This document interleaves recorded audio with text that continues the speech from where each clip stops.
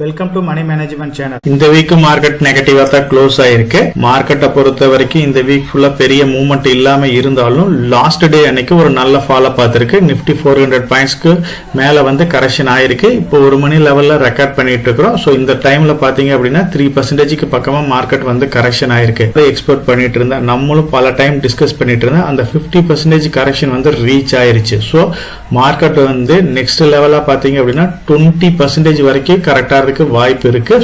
Levels எவ்வளவு அப்படிங்கறதையும் நம்ம பார்க்கலாம். இந்த டைம்ல எல்லாத்தோட ட்ரீம்ஸ் வந்து பாத்தீங்க அப்படின்னா கண்டிப்பா வந்து ஃபால் ஆயிருக்கும். ஏன்னா நம்ம வந்து ஒரு டார்கெட்டை செட் பண்ணி அதுக்கு இன்வெஸ்ட் பண்ணிருப்போம். இப்ப நம்ம டார்கெட்டை ரீச் பண்ணுவோமா இல்ல நம்மளோட அமௌண்ட்டை வந்து ஹோல்ட் பண்றதே பெரிய விஷயமா இருக்கும் அப்படிங்கறது எல்லாத்துக்கும் ஒரு ஒப்பீனியன் இருக்கும். ஸோ மார்க்கெட்டை பொறுத்த வரைக்கும் நம்மளோட டார்கெட் வந்து ரீச் பண்ற டிஸ்டன்ஸ் வந்து தூரமா போன மாதிரி ஒரு ஃபீல் இருக்கும். அதாவது நம்மளோட ஹோல்டிங்ஸ்ல இருக்கிற சேஞ்சஸ் வந்து எப்படி பண்ணலாம், அதே மாதிரி நம்ம இது வரைக்கும் என்னென்ன மிஸ்டேக்ஸ் பண்ணியிருந்தோமோ அதையெல்லாம் ரெக்டிஃபை பண்றதுக்கு இப்போ ஒரு எக்ஸலண்டான ஆப்பர்ச்சுனிட்டி கிடைச்சிருக்கு. இப்ப இருக்கிற மார்க்கெட் சிச்சுவேஷன்ல என்னோட இன்வெஸ்ட்மெண்ட் ஸ்ட்ராட்டஜி எப்படி இருக்கு அப்படிங்கறத பத்தி நம்ம டீடைலாவே இந்த வீடியோல டிஸ்கஸ் பண்ணலாம். மார்க்கெட்ல எல்லாரும் எதிர்பார்த்துட்டு இருந்த அந்த 50% கரெக்ஷன் வந்து ரீச் ஆயிருச்சு. ஸோ மார்க்கெட் வந்து பாத்தீங்க அப்படின்னா இன்னைக்கு 1 o'clockல வந்து 400 பாயிண்ட்டுக்கு மேல கரெக்ட் ஆகி நியர்லி 2% மேல நல்ல ஒரு கரெக்ஷனை பார்த்திருக்கு. 21,281 52 வீக் லோவா இருக்கு. ஹை வந்து 26,277 இருக்கு. ஸோ இப்ப இருக்கிற இன்னைக்கு டே ரேஞ்சில் பாத்தீங்க அப்படின்னா 22,140 பாயிண்ட் வர்றப்ப மார்க்கெட் வந்து ஒரு 15% மேல கரெக்ஷனை பார்த்திருக்கு. சோ மார்க்கெட் இதோட நிக்குமா இல்ல நெக்ஸ்ட் லெவல்ல எல்லாரும் சொல்லிட்டு இருக்கிற லோ லெவல் அதாவது 20% கரெக்ஷனை நோக்கி போறதுக்கும் நிறைய வாய்ப்புகள் இருக்கு. மார்க்கெட்டை பொறுத்த வரைக்கும் ஆல் டைம் ஹைன்னு பாத்தீங்க அப்படின்னா நம்ம டிஸ்கஸ் பண்ண மாதிரி 26,277 பாயிண்ட் இருந்துச்சு. லாஸ்ட் 4-5 மந்த்ஸா பாத்தீங்க அப்படின்னா மார்க்கெட் கண்டினியூஸா ஃபால் ஆயிட்டு இருக்கு. நம்ம ஒவ்வொரு லெவல்லையும் டீடைலா டிஸ்கஸ் பண்ணிட்டு இருந்தோம். 10வது மாசம் வந்து 5% கரெக்ஷனை பார்த்துச்சு. அதே 11வது மாசம் 10% பக்கமா கரெக்ஷனை பார்த்துருச்சு. அதுக்கப்புறம் 12%, 30% அப்படின்னு இருந்த மார்க்கெட் இன்னைக்கு வந்து 50% மேல வந்து மார்க்கெட் கரெக்ஷனை பார்த்திருக்கு. ஸோ மார்க்கெட்டை பொறுத்த வரைக்கும் நெக்ஸ்ட் லெவல் 21,000 பாயிண்ட் வரைக்கும் போறதுக்கு வாய்ப்பு இருக்கு. 21,000 பாயிண்ட் போகுது அப்படின்னா மார்க்கெட் வந்து 20% எக்ஸாக்டா வந்து கரெக்ஷன் பேஸ வந்து ரீச் ஆகுது. ஸோ மார்க்கெட்டை பொறுத்த வரைக்கும் நெக்ஸ்ட் சப்போர்ட்டா இப்ப எல்லாரும் வந்து கொடுக்கறது வந்து 21,000 பாயிண்ட் கொடுத்திருக்காங்க. மேபி அந்த லெவலை வந்து இன்னும் எவ்வளவு நாள்ல ரீச் பண்ண போகுது அப்படிங்கிறது குளோபல் மார்க்கெட்டும் சரி இந்தியன் மார்க்கெட்டோட கண்டிஷன்ஸ் நம்ம FII இன்வெஸ்ட்மெண்ட் DIEயோட இன்வெஸ்ட்மெண்ட் இதை பொறுத்து தான் வந்து இந்த லெவல் வந்து எப்ப ரீச் ஆகும் இல்ல இதுல இருந்து ரீபவுண்ட் ஆகிறதுக்கு வாய்ப்பு இருக்கு அப்படிங்கறத வந்து ப்ரிடிக்ட் பண்ண முடியும். நெக்ஸ்ட் வீக்ல எப்படி மார்க்கெட் ஃபங்க்ஷன் ஆக போகுது அப்படின்றது. இப்ப மார்க்கெட்ல நம்மளோட ட்ரீம்ஸ் அதாவது நம்ம வந்து இப்போ ஒரு லெவலை செட் பண்ணி அதுக்கு வந்து இன்வெஸ்ட் பண்ணிட்டு இருப்போம். இப்போ யாரும் சோர்ந்து போயிட வேண்டாம். ஏன்னா நம்மளோட டிஸ்டன்ஸ் வந்து ரொம்ப பெரிய டிஸ்டன்ஸா இப்ப தெரியல. ஏன்னா நம்ம ஒரு குறிப்பிட்ட லெவல் ரீச் பண்ணிருப்போம். இப்ப அந்த லெவல்ல இருந்து கரெக்ஷன் வந்து கொஞ்சம் ஹெவியா இருக்கிறதுனால நம்மளோட ட்ரீம் லெவல் வந்து நம்ம அச்சீவ் பண்ண முடியுமா அப்படின்னு ஒரு கொஸ்டின் மார்க் வரும். ஸோ கண்டிப்பா வந்து அச்சீவ் பண்ண முடியும். இந்த ஆப்பர்ச்சுனிட்டியை வந்து நீங்க யூஸ் பண்ணணும். இப்ப இருக்கிற சிச்சுவேஷனை யூஸ் பண்ணி ஒவ்வொரு ஃபேஸ் அதாவது ஒவ்வொரு 5% கரெக்ஷன்லையும் வந்து கண்டினியூவா இன்வெஸ்ட் பண்ணிக்கிட்டே இருங்க. உங்க அமௌண்ட்டை மட்டும் கம்ப்ளீட்டா இன்வெஸ்ட் பண்ணிடாதீங்க. ஸ்பிளிட் பண்ணி இன்வெஸ்ட் பண்ணிக்கிட்டே இருந்தோம் அப்படின்னா நல்ல குவாலிட்டியான ஸ்டாக்ஸ்ல நம்ம அட்ராக்டிவான பிரைஸ்ல வந்து ஸ்டாக்ஸை வந்து ஹோல்ட் பண்ண முடியும். நம்மளோட ஹோல்டிங்ஸை பொறுத்த வரைக்கும் பாத்தீங்க அப்படின்னா ஒரு சில ஸ்டாக்ஸ் வந்து இப்ப IPOல நமக்கு அலாட்மெண்ட் கிடைச்சிருக்கலாம் இல்ல பர்ஃபார்மன்ஸே இல்லாத ஸ்டாக்ஸ் வந்து ஹோல்டிங்ஸ்ல இருக்கலாம். இந்த மாதிரி டைம்ல அந்த ஸ்டாக்ஸ்ல இருந்து எல்லாம் எக்ஸிட் பண்ணிட்டு மார்க்கெட்ல நல்ல பர்ஃபார்மரா இருக்கிற குவாலிட்டியான ஸ்டாக்ஸை வந்து அக்குமுலேட் பண்ணுங்க. நீங்க ஒரு குவாலிட்டி இல்லாத ஸ்டாக்ஸ் உங்களோட ஹோல்டிங்ஸ்ல இருக்குது அப்படின்னா அது நல்ல பிரைஸ் கரெக்டா இருக்கு அப்படின்னா கண்டினியூஸா அந்த ஸ்டாக்லயே வந்து இன்வெஸ்ட் பண்ணாதீங்க.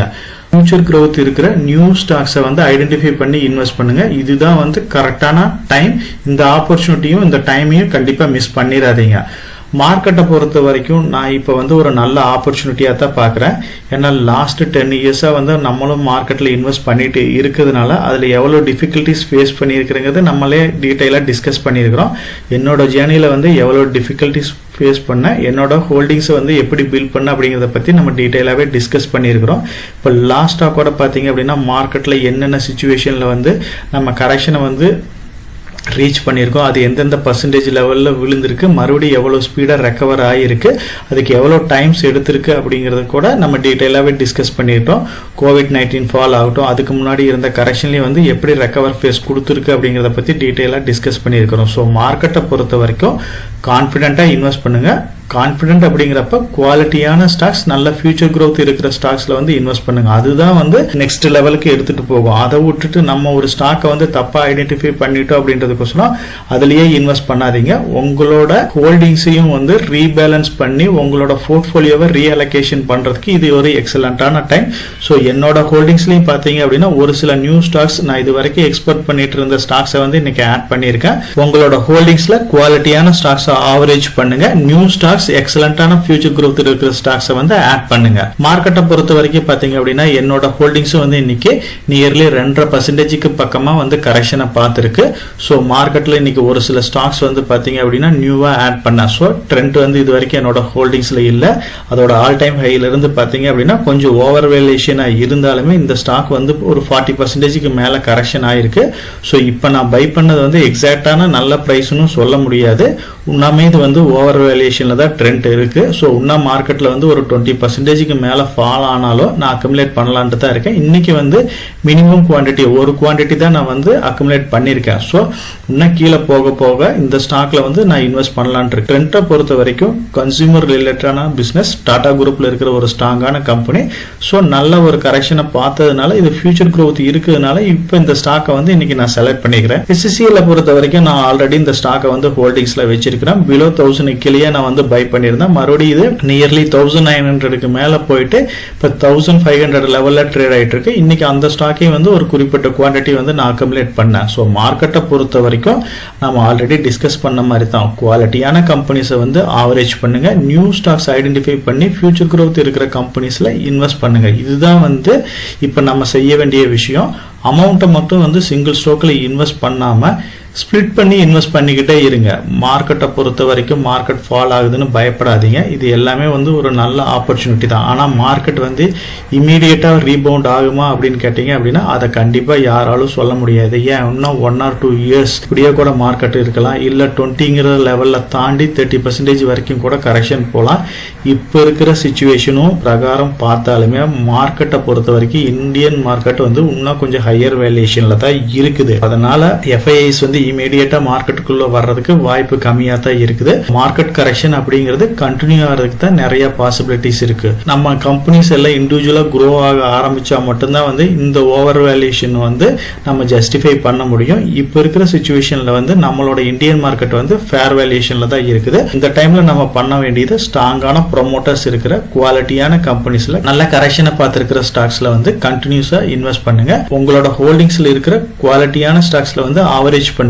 நியூ ஸ்டாக்ஸை வந்து ஐடென்டிஃபை பண்றதுக்கும் உங்களோட ஹோல்டிங்ஸ்ல இருக்கிற குவாலிட்டி இல்லாத ஸ்டாக்ஸ்ல எக்ஸிட் ஆகிறதுக்கு இது வந்து எக்ஸலண்டான ஒரு டைம். இந்த ஆப்பர்ச்சுனிட்டியை எல்லாம் யூஸ் பண்ணி இன்வெஸ்ட் பண்ணுங்க. மணி மேனேஜ்மெண்ட் கண்டிப்பா இருக்கணும். சிங்கிள் ஸ்டாக்ல ஸ்டாக்கை பை பண்றதை அவாய்ட் பண்ணிட்டு ஸ்பிளிட் பண்ணி இன்வெஸ்ட் பண்ணுங்க.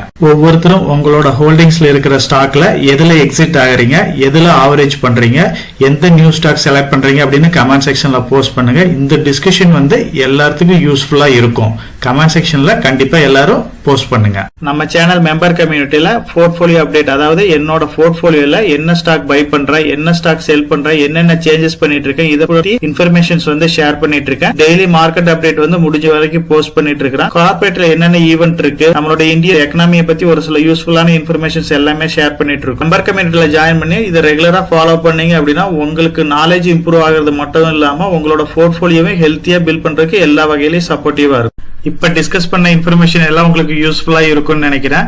இந்த வீடியோ உங்களுக்கு யூஸ்ஃபுல்லா இருந்துச்சு அப்படின்னா நம்ம சேனலை வந்து சப்ஸ்கிரைப் பண்ணுங்க, நம்ம வீடியோவை லைக் பண்ணுங்க, ஷேர் பண்ணுங்க. கமெண்ட் செக்ஷன் ஓப்பன்ல தான் இருக்கு. சோ இந்த வீடியோ பத்தி உங்களோட ஒப்பீனியன் என்ன, இதுல என்னென்ன டவுட்ஸ் இருக்கு அப்படின்னு நீங்க கமெண்ட் செக்ஷன்ல போஸ்ட் பண்ணீங்க அப்படின்னா உங்களுக்கு மட்டும் இல்லாம நம்ம வியூவர்ஸ் எல்லாத்துக்குமே நல்ல ஒரு சப்போர்ட்டிவா இருக்கும். நான் ஒரு செபி ரிஜிஸ்டர்ட் அட்வைசர் கிடையாதுங்க. நம்ம சேனலில் போடுற வீடியோக்கள் எல்லாமே வந்து பார்த்தீங்கன்னா எஜுகேஷனல் ஆர் இன்ஃபர்மேஷன் பர்பஸ்க்கோசரம் போஸ்ட் பண்ணுற வீடியோக்கள் தாங்க. இன்வெஸ்ட்மெண்ட்னா கண்டிப்பாக ரிஸ்க் இருக்கும். அதனால நீங்கள் உங்கள் ஃபினான்ஷியல் அட்வைசர்கிட்ட டிஸ்கஸ் பண்ணியோ இல்லை நீங்களா ஓன் டிசிஷன் எடுத்தோ இன்வெஸ்ட் பண்ணுங்கள்.